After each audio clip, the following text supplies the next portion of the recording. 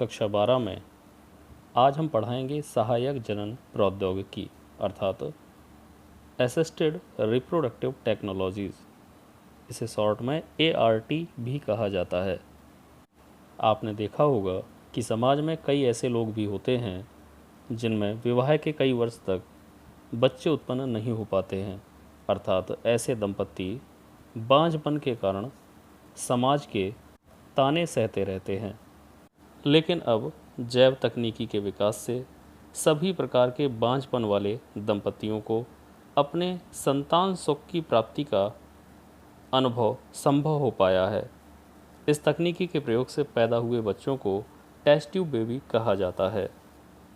संसार का पहला टेस्ट ट्यूब बेबी 25 जुलाई सन 1978 में ब्रिटेन के ओल्धम नामक शहर में जन्मा। यह टेस्ट ट्यूब बेबी वास्तव में एक लड़की थी जिसे लूसी जॉय ब्राउन नाम दिया गया। आप इस चित्र में देख रहे हैं लूसी जॉय ब्राउन का जन्म के समय का चित्र और एक कंप्लीटली डेवलप्ड चित्र जिसमें कि वह अपनी युवावस्था में दिखाई दे रही है। 2004 में लूसी जॉय ब्राउन का विवाह हुआ और उसने प्राकृतिक जनन से एक स्वस्थ बेटे को जन्म भी दिया है। परखनली शिशु का नाम आते ही दिमाग में ऐसा लगता है कि किसी टेस्ट ट्यूब अर्थात परखनली के अंदर कोई शिशु बना होगा, लेकिन ऐसा नहीं है। इसे विस्तार से समझने के लिए हम सहायक जनन तकनीकी को या इसकी विभिन्न विधियों को समझेंगे। तो सबसे पहले हम पढ़ेंगे अंतःपात्रे निषेचन अर्थात इन विट्रो फर्टिलाइजेशन, जिसे हम शॉर्ट में IVF टेक्नोलॉजी भी कहते हैं। यह तकनीकी उन दंपतियों अर्थात उन पति पत्नियों में प्रयुक्त होती है जिनमें या तो स्त्री में गर्भ नहीं ठहरता है या पुरुष के सीमन अर्थात वीर में शुक्राणुओं की कमी होती है। वास्तव में इसी तकनीकी को सामान्य रूप से टेस्ट ट्यूब बेबी कहते हैं। इस तकनीकी में प्रयोगशाला में पत्नी अथवा दाता के अंडाणु को पति अथवा दाता के शुक्राणु से निषेचित कराया जाता है। यहाँ दाता का मतलब है देने वाला, और इसके पश्चात बनने वाले भ्रूण को स्त्री के शरीर में स्थानांतरित कर दिया जाता है। इस संपूर्ण प्रक्रिया में हमने देखा कि प्रयोगशाला में तैयार भ्रूण को स्त्री के गर्भाशय में आरोपित किया जा रहा है, इसलिए इस विधि को हम एम्ब्रियो ट्रांसफ़र टेक्निक भी कह सकते हैं अर्थात भ्रूण स्थानांतरण प्रक्रिया भी कह सकते हैं। IVF टेक्नोलॉजी अर्थात इन विट्रो फर्टिलाइजेशन टेक्नोलॉजी के अंतर्गत दो प्रक्रियाएं सम्मिलित होती हैं, IUT तथा ZIFT। IUT का मतलब है इंट्रा यूटेराइन ट्रांसफ़र। इस प्रक्रिया में भ्रूण को 32 कोष की अवस्था में स्त्री के गर्भाशय में स्थानांतरित कर दिया जाता है, जबकि दूसरी विधि है ZIFT अर्थात जायगोट इंट्रा फैलोपियन ट्रांसफ़र। इस प्रक्रिया में भ्रूण को 8 कोशिकीय अवस्था में फैलोपियन नलिका में स्थानांतरित किया जाता है। फैलोपियन नलिका वही भाग है जहाँ पे शुक्राणु और अंडाणु का निषेचन होता है, तो उसी भाग में 8 कोशिकीय भ्रूण को छोड़ दिया जाता है। तो इसका नाम बन जाएगा जायगोट, क्योंकि जायगोट के बाद की अवस्था या जायगोट को भी हम उसमें ट्रांसफ़र कर सकते हैं, तो जायगोट इंट्रा फैलोपियन ट्रांसफ़र। अगली विधि का नाम है GIFT अर्थात गैमीट इंट्रा फैलोपियन ट्रांसफ़र। इस नाम से ही पता चल रहा है कि गैमीट अर्थात युग्मक, जो कि दो प्रकार के हैं, नर युग्मक और मादा युग्मक। नर युग्मक का मतलब शुक्राणु और मादा युग्मक का मतलब अंडाणु। जब इन युग्मकों को स्त्री की फैलोपियन नलिका में ट्रांसफ़र किया जाता है तो इसे हम GIFT कहते हैं। जिन स्त्रियों में गर्भधारण की समस्या होती है उनकी फैलोपियन नलिका में निषेचन के पश्चात बने जायगोट या भ्रूण को किसी अन्य स्त्री के फैलोपियन नलिका में अथवा गर्भाशय में स्थानांतरित कर दिया जाता है।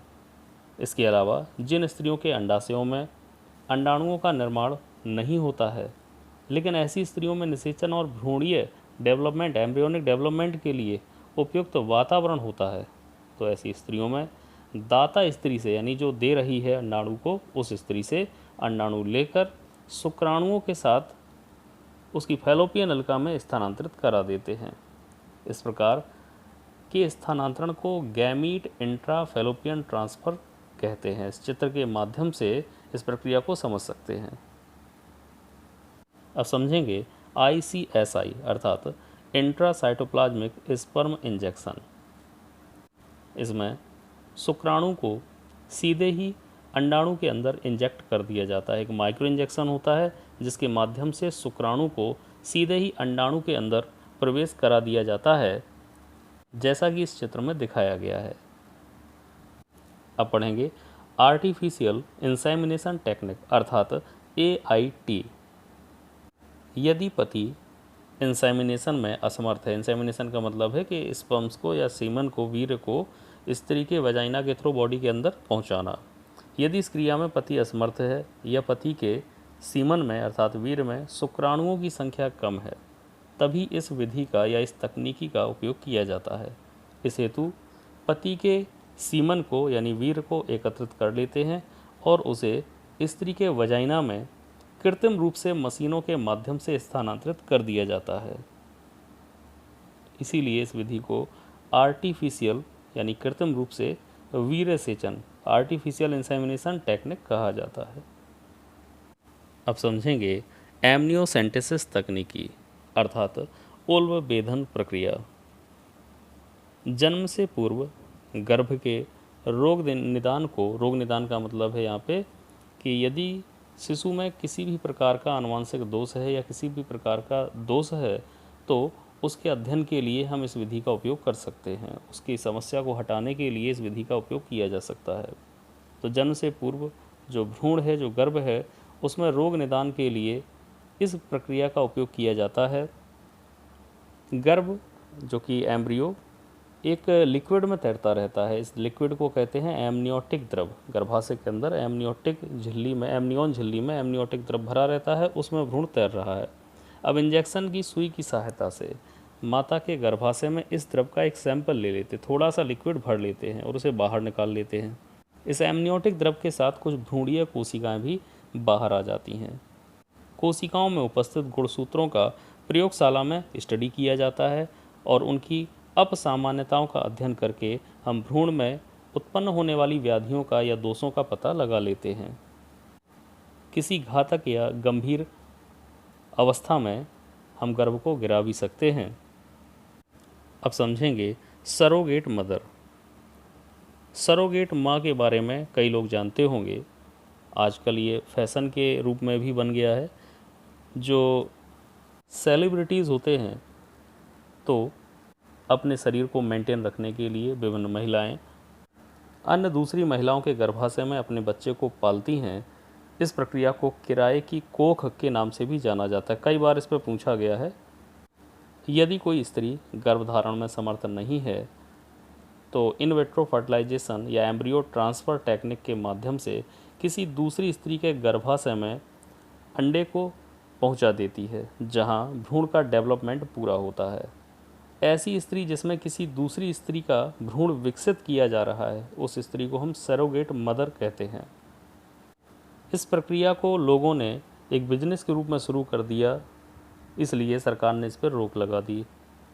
अब समझते हैं चिकित्सीय सगर्भता समापन अर्थात मेडिकल टर्मिनेशन ऑफ प्रेगनेंसी, ये ऐसे शॉर्ट में कहते हैं MTP। बोर्ड में कई बार पूछा गया ये। इसके द्वारा स्त्री के गर्भधारण करने के 3 माह से पूर्व के भ्रूण को गिरा दिया जाता है, क्योंकि हमें पता है कि बच्चे का लिंग पता करना या उसे गिरा देना ये कानूनी अपराध है। आजकल इसको कानूनी मान्यता मिल चुकी है MTP को। यह कार्य केवल योग्य चिकित्सकों के द्वारा ही कराना चाहिए। बार बार गर्भपात कराने से स्त्री का स्वास्थ्य कमज़ोर हो जाता है, अतः जन्म नियंत्रण की अन्य विधियों को अपनाना ज़्यादा अच्छा रहता है।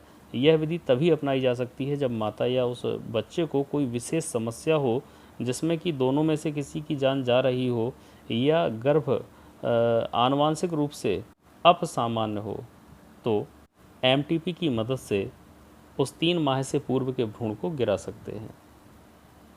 1971 में भारत सरकार ने MTP को कानूनी स्वीकृति प्रदान की ताकि भ्रूण हत्या जैसे अपराध को रोका जा सके।